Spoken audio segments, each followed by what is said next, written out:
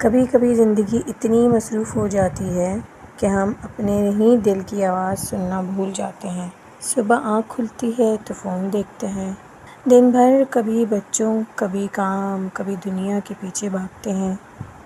لیکن رک کر سوچو، ہم نے آخری بار اپنے رب سے دل سے بات کب کی؟ نماز، وہ سکون کا لمحہ جو رب کی حضوری میں گزارا جاتا ہے، کیا وہ ہمارے دل میں کہیں موجود ہے؟ ہم سب کو ضرورت ہے ایسے لمحوں کی جہاں ہم صرف اپنے رب کے ہو جائیں، جہاں دنیا کی آوازیں بند ہوں اور دل کی زبان بولے، یا اللہ، میں تھک گیا ہوں، بس تیرے پاس آیا ہوں۔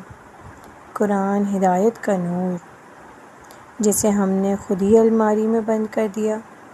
کب کھولا تھا آخری بار؟ کب دل سے ایک آیت پڑھی تھی؟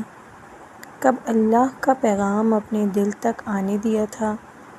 یاد رکھو، دنیا کی ہر چیز، ہر شخص، ہر لمحہ فانی ہے، لیکن جو تم اپنے رب کے لیے کرتے ہو وہ باقی رہتا ہے۔ نماز تمہیں رب سے جوڑتی ہے، قرآن تمہیں زندگی کا راستہ دکھاتا ہے، اور دونوں تمہیں وہ سکون دیتے ہیں جو دنیا کی کوئی چیز نہیں دے سکتی۔ تو آج ایک وعدہ کرو خود سے، رب سے، کہ ہم اپنے لیے، اپنے دل کے لیے اور اپنے رب کے لیے وقت نکالیں گے۔